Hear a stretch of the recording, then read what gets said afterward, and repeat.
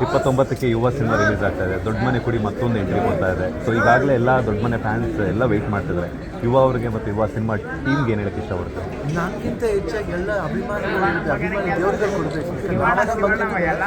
ಅಭಿಮಾನಿ ದೇವ್ರಿಗೆ ನಾವು ಏನು ಎಕ್ಸ್ಪೆಕ್ಟ್ ಮಾಡ್ಕೊಂಬರ್ತೀವಿ.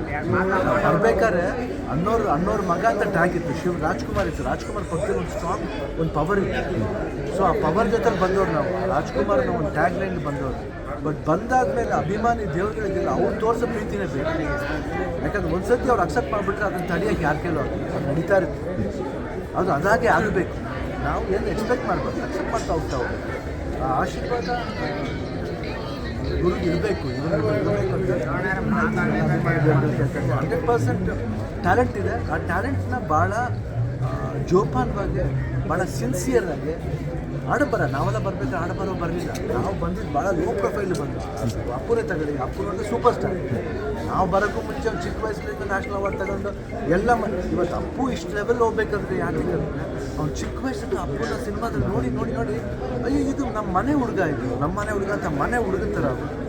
ಸೊ ಅದಾದಮೇಲೆ ಅಪ್ಪು ಫಸ್ಟ್ ಮೇಲೆ ಮಾಡಬೇಕಾದ್ರೆ ಸಬ್ಜೆಕ್ಟ್ ಸಬ್ಜೆಕ್ಟಿಂದ ಯೋಚನೆ ನಾವು ಮಾಡಲ್ಲ. ಇಲ್ಲಿ ಹೆಂಗೆ ಅಂದ್ಬಿಟ್ರೆ ಅಪ್ಪು ಹೆಂಗೆ ನೀವು ಮಾಡಬೇಕು. ಯಾಕಂದರೆ ಅಪ್ಪುನ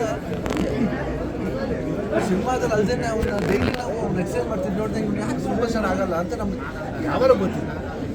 ಯಾಕಂದ್ರೆ ಅಪ್ಪು ಸಿನಿಮಾ ಸಬ್ಜೆಕ್ಟ್ ಕೇಳಿದಾಗ ಪೂರಿ ಜಗನ್ನಾಥ ಹೇಳಿ ಅಪ್ಪುಗೆ ಮಾಡಿ ಸರ್ ಸಬ್ಜೆಕ್ಟ್ ಅಪ್ಪುಗೆ ಚಂದ ಅಂತ ವರ್ಧಣ್ಣವ್ರ ಅಪ್ಪಾಜಿ ಕೇಳಿ ಇಮ್ಮಳ ಅಪ್ಪುನ ಟೈಟಲ್ ಕೊಟ್ಟಿದ್ದು ನಾನು. ಅಪ್ಪು ಇದಕ್ಕೆ ಅಪ್ಪು ಅಂತ ಹೇಳಿ ಅವ್ರು ಇಡಿಯಟ್ ಅಂತ ಹೇಳ್ಬೇಕಂತೇಳಿ ಬೇಡ, ಫಸ್ಟ್ ಸಿನಿಮಾ ಬೇಡ ಸರ್. ಇದು ಅಪ್ಪು ತುಂಬ ಪಾಪ್ಯುಲರ್. ಹೆಂಗೆ ಅಂದರೆ ನಾವು ಚಿಕ್ಕ ವಯಸ್ಸಿಂದ ಆ ಮಗುನ ಅಪ್ಪು ಅಪ್ಪು ಅಂತ ಹೇಳಿ.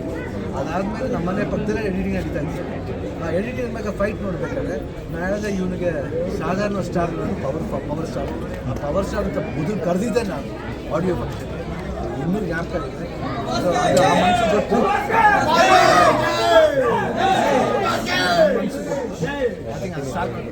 ಫಸ್ಟ್ ಶೋ ಸಿನಿಮಾವನ್ನು ಯುವ ಸಿನಿಮಾವನ್ನು ನೋಡ್ತೀರಾ ಶಿವಣ್ಣ ಫ್ಯಾಮಿಲಿ?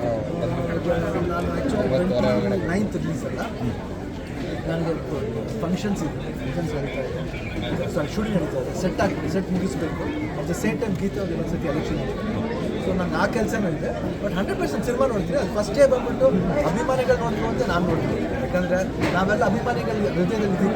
ಅದರಿಂದ ಅವ್ರು ನೋಡಿದ್ರೆ ನಾನು ನೋಡ್ದಂಗೆ ಅಂತ. ಬಟ್ 100% ನನ್ನ ವಿಶ್ವಾಸದಲ್ಲಿ ಇದ್ದೇನೆ, ಬಗ್ಗೆ ಯೋಚನೆ ಇಲ್ಲ. ನನಗಿಂತ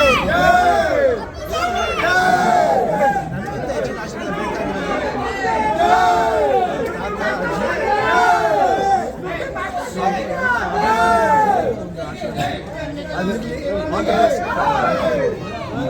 ಗೀತಕ್ಕ ಎಲೆಕ್ಷನ್ ನಿಂತಿದ್ದಾರೆ ಅಂತ ಗೀತಕ್ಕೆ ಯಾವ ರೀತಿ ಸಪೋರ್ಟ್ ಮಾಡ್ತಾರೆ? ನಾನು ಹೇಳ್ತೀನಿ, ಬರ್ತೀನಿ, ಸಪೋರ್ಟ್ ಮಾಡ್ತೀನಿ, ಖಂಡಿತ ಸಪೋರ್ಟ್ ಮಾಡೇ ಬರ್ತೀನಿ. 100% ಚೆನ್ನಾಗಿ ಆಗುತ್ತೆ ನಾವು ಭರವಸೆ. ಒಂದೇ ಒಂದು ಕ್ವಶನ್ ಏನಂತಂದರೆ, ಬೆಳಗ್ಗೆಯಿಂದ ಲಕ್ಷಾಂತರ ಜನ ಬಂದು ತುಂಬ ಆಸೆ ಪಟ್ಟು ಅಪ್ಪೋರ ದರ್ಶನ ಪಡ್ತಾರೆ. ಕೊನೆಯಲ್ಲಿ ಲಾಠಿ ಚಾರ್ಜ್ ಆಗಿದೆ. ಸೊ ಈಗ ಏನು ಮಾಡೋದು ಅನಿವಾರ್ಯ ಆಗುತ್ತೆ. ಅದು ನಮ್ಮ ಕೈಯಲ್ಲಿಲ್ಲ. ಇವಾಗ ಪರಿಸ್ಥಿತಿ ಇಡೀ ದೇಶ ಚೆನ್ನಾಗಿರ್ಬೇಕು. ಎಲ್ಲೋ ಒಂದು ಕಡೆ ಏನೋ ಒಂದು ಆಗೇ ಆಗುತ್ತಲ್ಲ, ಅದನ್ನೆಲ್ಲ ರಿಪೇರ್ ಮಾಡಬೇಕಂದ್ರೆ ನಾವು ಯಾರನ್ನೂ ಬ್ಲೇಮ್ ಮಾಡೋಕ್ಕಾಗಲ್ಲ. ಅದು ಜನಗಳು ನೋಡೋ ಆಸೆ ಇರ್ಬೋದು, ಅದನ್ನು ನಾವು ಸರಿ ತಪ್ಪು ಅಂತ ಹೇಳೋಕ್ಕಾಗಲ್ಲ. ಒಂದು ಸತಿ ಒಳ್ಳೆಯದು ತಪ್ಪು ಥರ ಕಾಣುತ್ತೆ. ಅದರಿಂದ ಅದಕ್ಕೆಲ್ಲ ಏನಿದೆ, it happens, we have to face it ಅನ್ಬೋದು. That's work.